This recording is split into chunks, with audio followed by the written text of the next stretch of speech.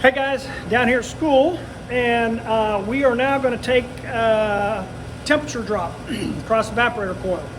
So when you go out and service an air conditioner, you're going to do a few things. Obviously you're going to clean it up, all that type of stuff. You're going to make sure it's running, and you're going to connect your gauges. If it's a piston system, you're going to confirm refrigerant level by the superheat method, right? And we went through that. If it's a TXV system, you're going to confirm refrigerant level by the subcooling level, by the subcooling value. And we went through that as well. Now, once you know that your system is charged correctly, and I don't think our system is charged correctly, right, according to the previous videos, but once you know your system is charged correctly, then you have another way to confirm that your system is actually working properly. Now, they pay us to come out there, right? Somebody's someday going to pay you to go out and service this machine, and you certainly don't want to be guessing, right? You don't want to be scratching your backside and saying, yeah, I think this thing's working all right. You better have another way to ensure that it actually is working right, as best you can, right? We don't want to guess if we don't have to. So we have a card, and it's on the back of the handy dandy superheat chart. It's called Target Temperature Split. Can you guys see that? Target Temperature Split. And you can pause that if you want to go back to it, because I'm going to be referring to this. But what we do on this is we're going to take two return air temperatures down here. Okay, we're going to take a return air wet bulb, and we're going to take a return air dry bulb. Now we know the wet bulb was 50 degrees, and we know the return air dry was 70. I already took that in the previous video, so we're not going to do it. The way you get your wet bulb is you either have the handy dandy digital psychrometer, and you just click it on wet bulb and stick it in the return. That's where we're going to take these. Again, to find your target temperature split, that's the difference between the return and the supply, right? Let's say the return is 70 and the supply is 50. That's a 20-degree split. That's what this chart tells us. What is the correct split? If your system is working correctly, has the right amount of refrigerant, and if it has the correct amount of airflow, your split is going to be what it is on this chart, plus or minus 3 degrees, okay? This is a diagnostic tool, the temperature split. So, to find the required split, this chart here asks me for two temperatures. It asks me for the return air wet, and it asks me for the return air dry. Okay, two return air temperatures. Return air wet, return air dry. You take the return air wet with this, or you guys at home are going to use your digital meter here. You're going to put a cotton sock here. You're going to chop up one of your shoestrings, tape it on there. You can tape it back to here, right? Tape it back to here as long as it just covers. You're going to get that wet, stick it in the return, and that will be your wet bulb, okay? All right, so these meters are pretty nice. They got magnets on them.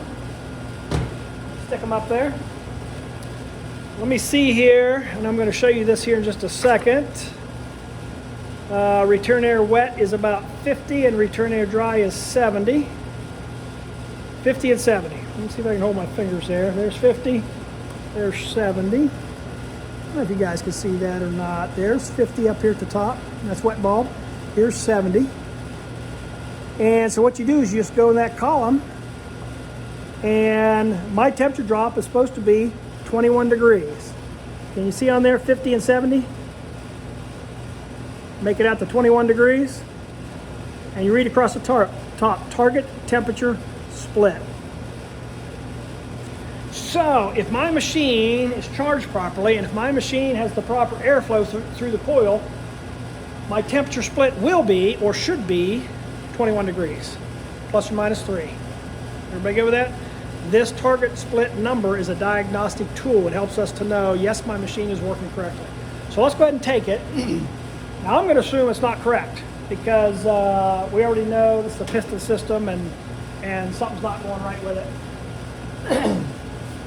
The numbers seem a little odd to me, but we know that the superheat looks like it's way too high, and the evaporator coil is way too low. Well, let's take this temperature. I know my return air is 70, my return air dry.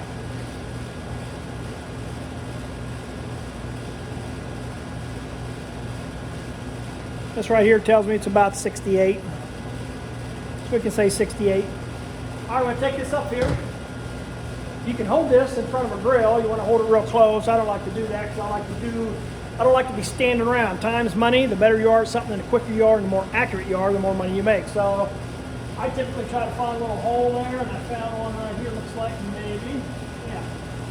Okay? So that goes in there, and then I can be doing something else. Right? I can be doing something else like get me another sip, or if I was actually out in the field, I'd be working. But let's kind of see what we got here going on.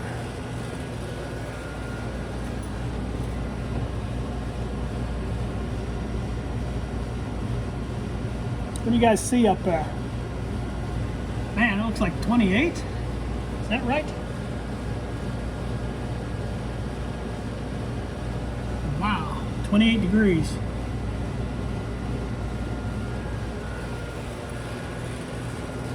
$28. That's crazy. 28 degrees.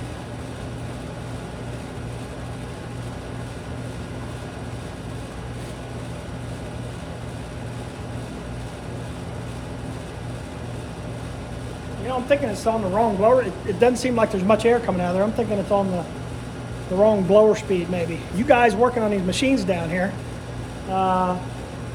or a dirty filter.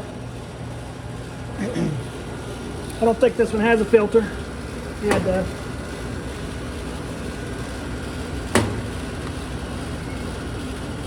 What the hell?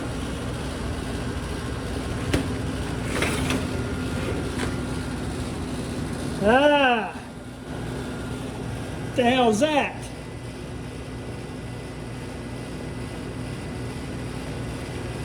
You guys.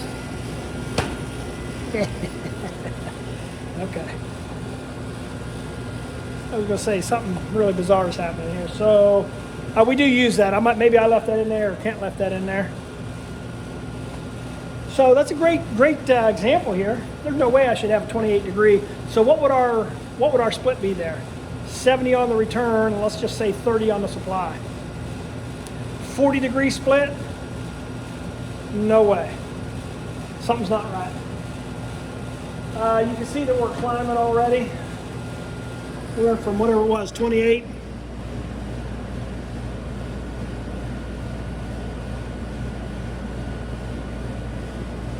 About 40.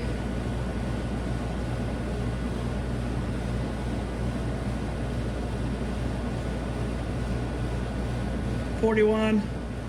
So we would have to let this run a little bit to confirm what our temperature rise was, our temperature drop, sorry. So anyhow, what this video is about is taking your temperature drop. To find out your required temperature drop or your temperature split, you need to have a chart, right, that tells us that. To know where you are in this chart, you have to take two return air temperatures, return air wet, return air dry. Just simply put it on the chart and follow it in. Follow it in from this side, follow it down from the top, right? Wet bulb across the top, dry bulb across the side, and you go in and you get on one of these numbers. That is your target difference between supply and return, okay? It's a diagnostic tool. It tells us, yes, we're in the right area, things are looking pretty good. Or in our case, you get this crazy temperature reading, 28 degrees. In other words, I had like a 40 degree drop. Nowhere on there should I have a 40 degree drop. So we know there's an issue. We look into further. Colder's not better, right? It's a great example. You go up there and say, yeah, man, that's nice and cold, okay? Yeah, you got a big problem, okay? Colder's not always better.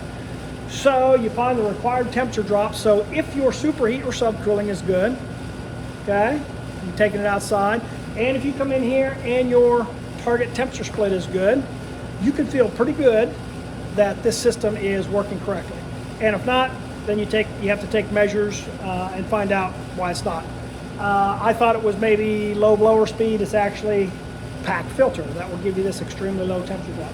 Anyhow, there you go, guys, and have fun with it. Thanks.